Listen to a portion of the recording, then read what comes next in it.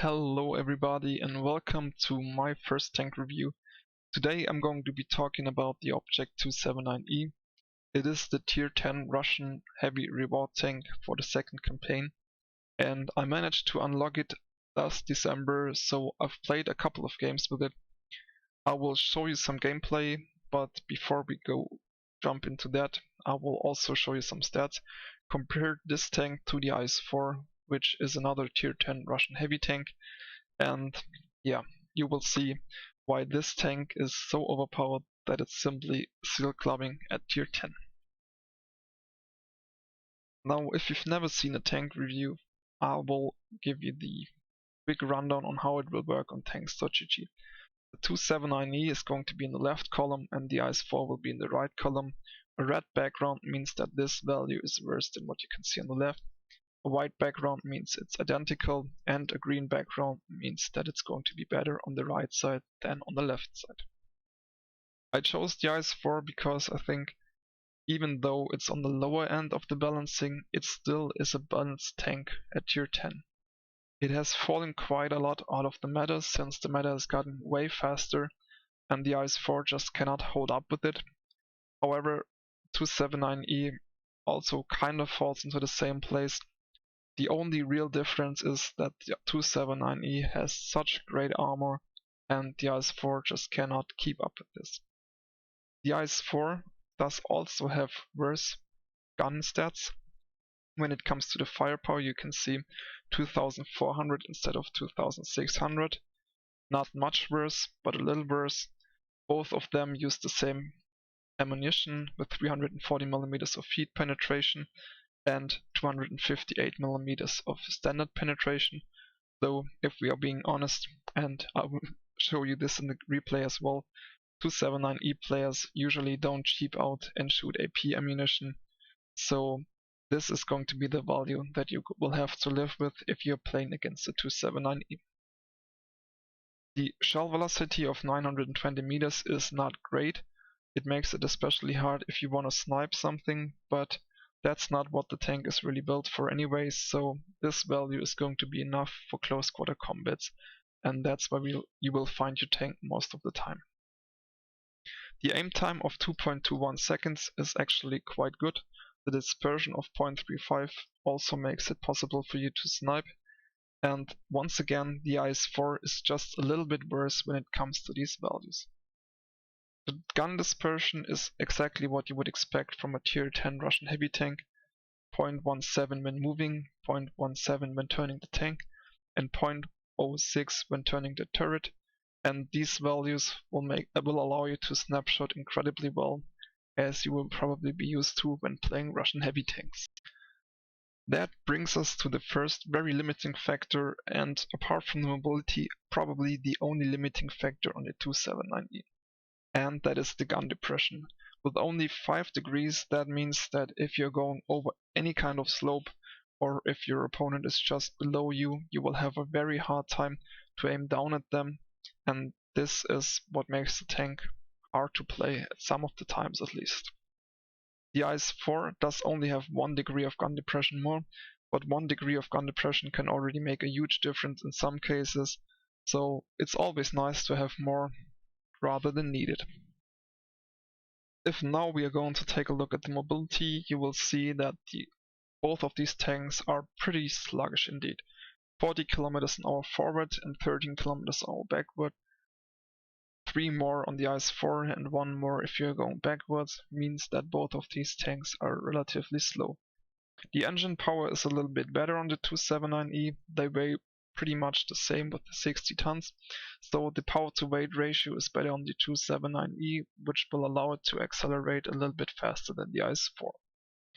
They have relatively identical terrain resistances, which will mean that both of them end up at pretty much the same mobility when it comes overall. Like I said, both of these tanks are not fast, but that's what you would expect, so you have to think about where you go in the beginning of the game, and you will probably not have the chance or the time to switch flanks or do flanking maneuvers. Just choose your side, try to dominate that side, and that will be the best way for you to influence a battle. And this brings us to pretty much the last factor that is very important for such a heavily armored tank. Yeah, the DOI, obviously the armor. Now, while on paper both of them actually look kind of good, in reality the Object 279E has way better armor apart from the side and the back, but that's not where you wanna be shot anyways. To give you a better idea of how the armor will work inside of the game, we are going to take a look at the tank model. This is the collision model which shows you how the armor is laid out inside of the game, and that's not going to be what interests us most. We are going to take a look at the live option, and that will allow us to match the tank against the gun that you can see down here. Now, if we want to switch the ammunition, we can easily do so, and you will see right away that the Object 279E lacks one very specific feature that most of the tanks in World of Tanks actually do have. Now, do you want to take a guess?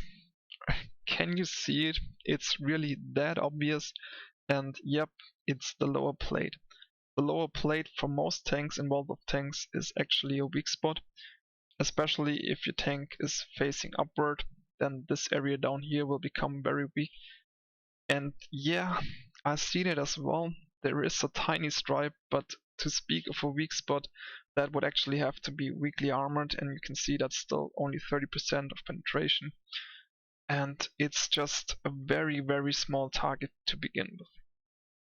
If we are going to compare this to the IS-4, for example, you can see that this very big green box down here is easily penetrated even by the 258mm of penetration that you get on your standard shells.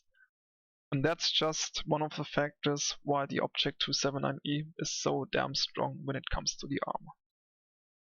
Another factor is that this tank just does not have a hitbox behind the tracks. This means whenever you want to track this vehicle and you're not using HE, you will only be able to track it and not damage it at the same time.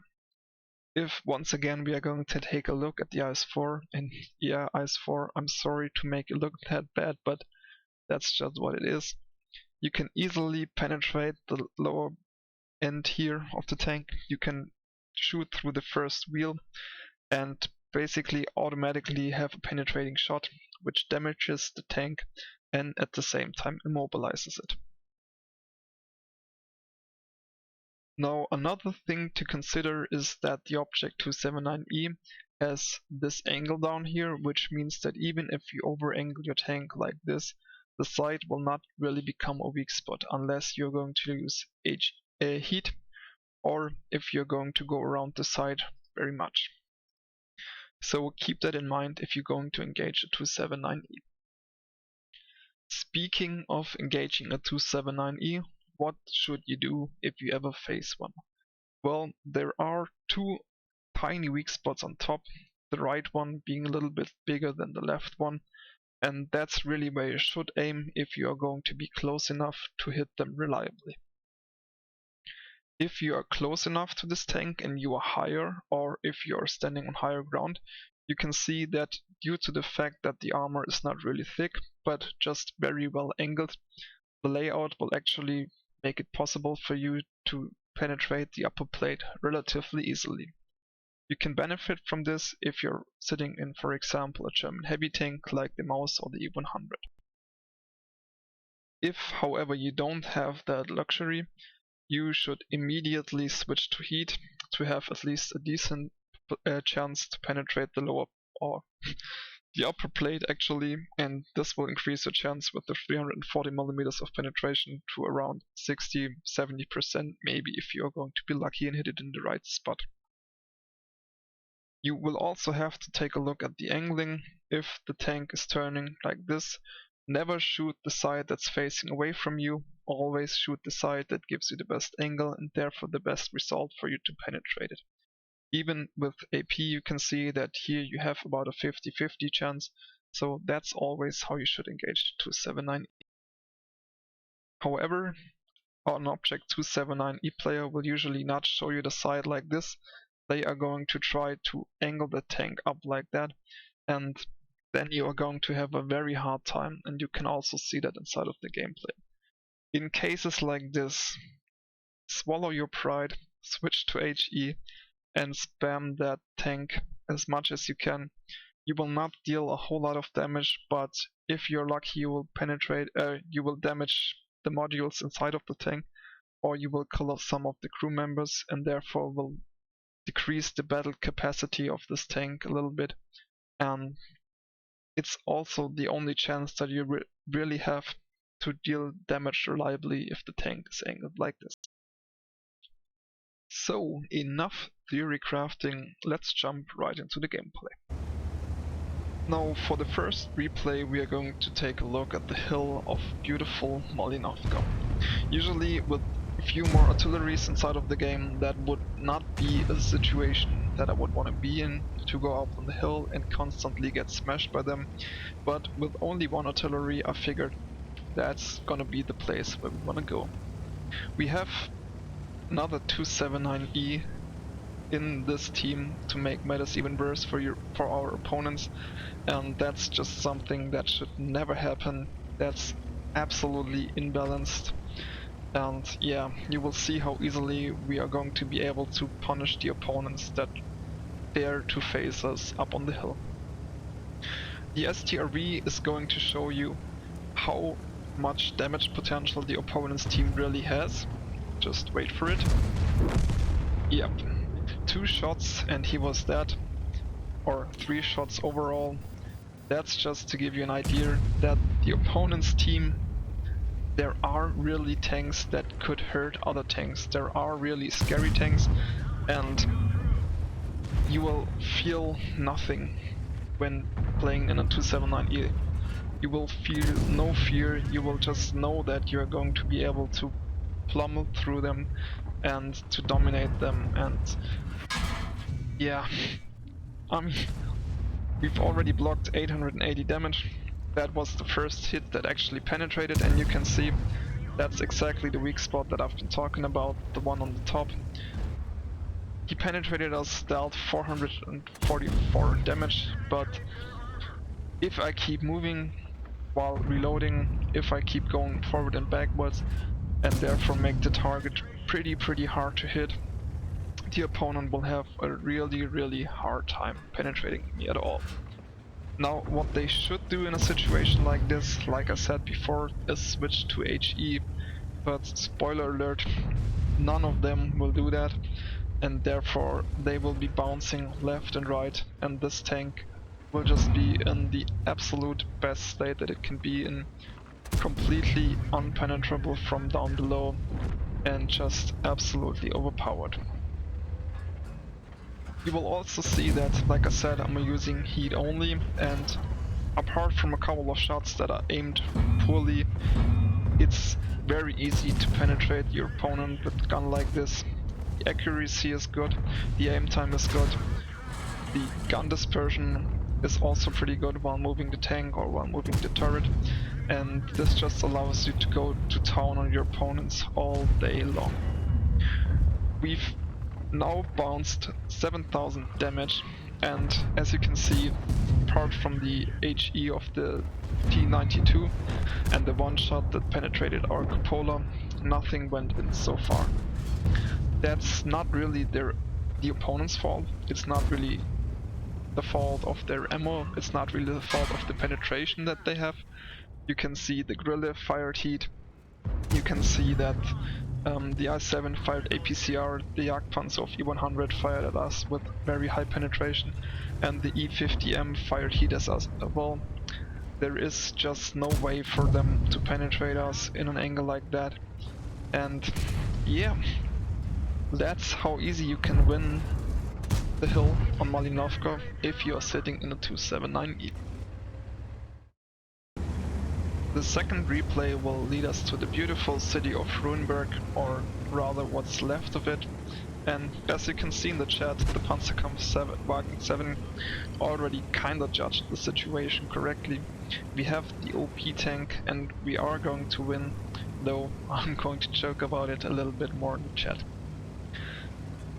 This gameplay will show you once again why there is almost zero skill involved in playing the 279E and how strong it can be, especially in a matchup like this. Once again, only one artillery, city map with quite a lot of cover, and like I said, 340mm of heat penetration on a pretty accurate gun.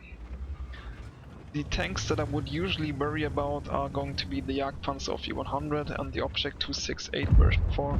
They have relatively high penetration and relatively good armor, so I don't really want to go in on them if I can avoid it at all. The first couple of shots that I'm taking here, I just want to remind you that this is one of the first games that I've played in this tank, so I wasn't really all that confident and I could have been way more aggressive looking back at it, but that's what we're going to deal with. It's been the 5th or the 6th game in this tank, so it's still gonna be way slower than I would usually play it now. We've dealt 870 damage so far, we didn't block a single shot, so overall, for now, I would say that's pretty much exactly what I could have done in every other tier 10 heavy tank as well, if I had a gun that was that accurate.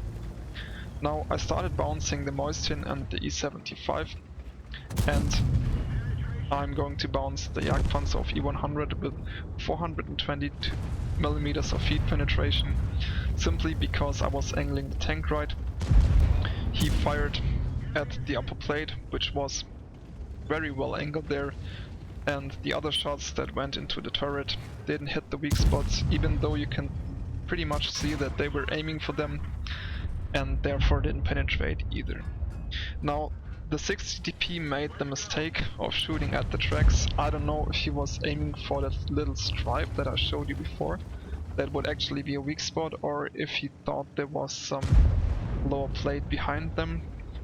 Anyways, he just wasted a heat shot and didn't deal any damage whatsoever.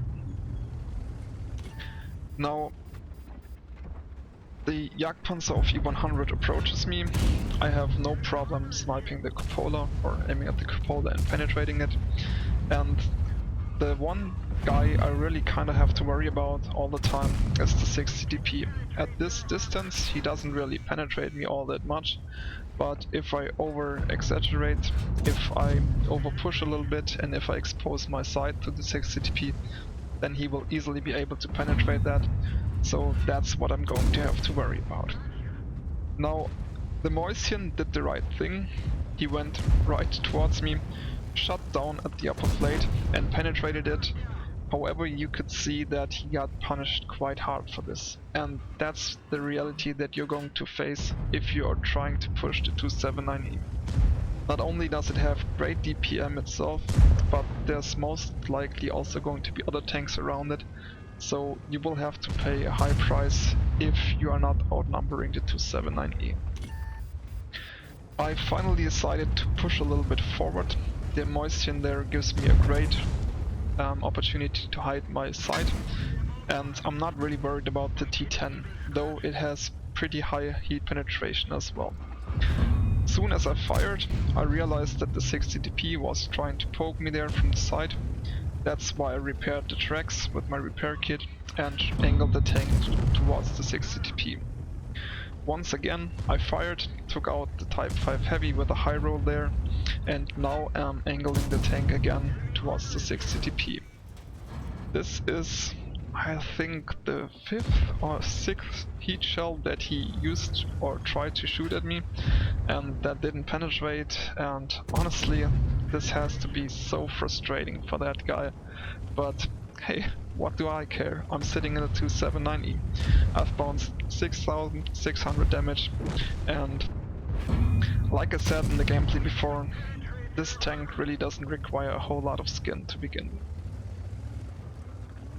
As you could also see, the gun is quite accurate. I was able to snipe the cupola of T10 pretty easily, and now I've decided that since the game is already at 9-2 or 8-2 when I started, that I'm going to take the chance that the 60 TP will penetrate my side, but I wanna get more damage, so I was deciding to push the T10.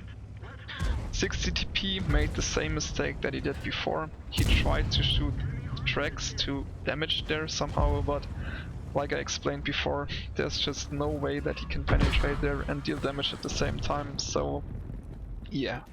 Even the one shot that I was willing to take didn't hit there. I'm still sitting at 1500 HP, blocked 7000 damage and dealt 5600 damage. Once again, if I was a little bit more aggressive, I think I could have pushed that damage even higher, but considering that it's only been the 5th or 6th battle, I feel like the result so far is actually quite okay.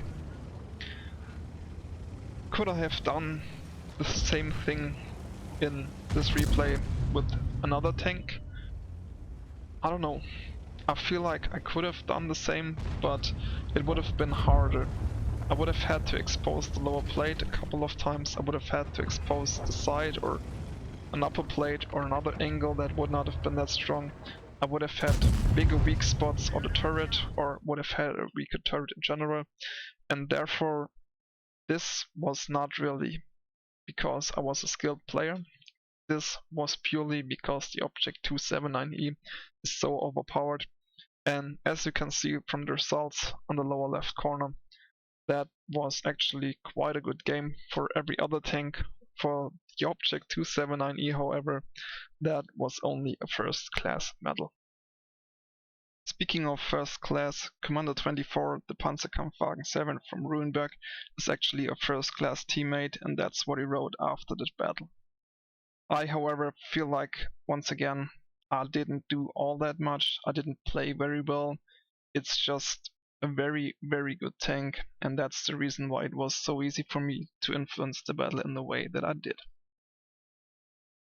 Now we are going to take a quick look at the stats, and the first game on Malinovka was a victory and a second class medal. We had 5200 damage, but like I said, the replay was mainly to show you how incredibly stupid the armor layout on this object 279E is, and how easy it was for me to block 7510 damage during this game. The second replay, like I said, was a second class on first class on Runeberg, and I've dealt 6530 damage, killed 4 tanks, and got 1351 base XP. This would be enough for pretty much every tier 10 tank in the game to get an ace tanker.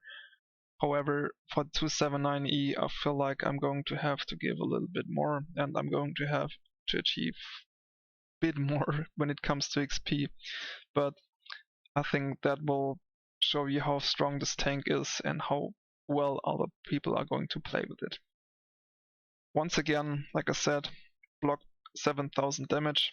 It was very easy to do so. The 60 TP on the opponent's team didn't really have the idea of where to shoot, and yeah, that's the second replay.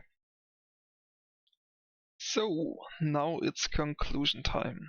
Like I said multiple times in this video, the object 279E is just insanely overpowered.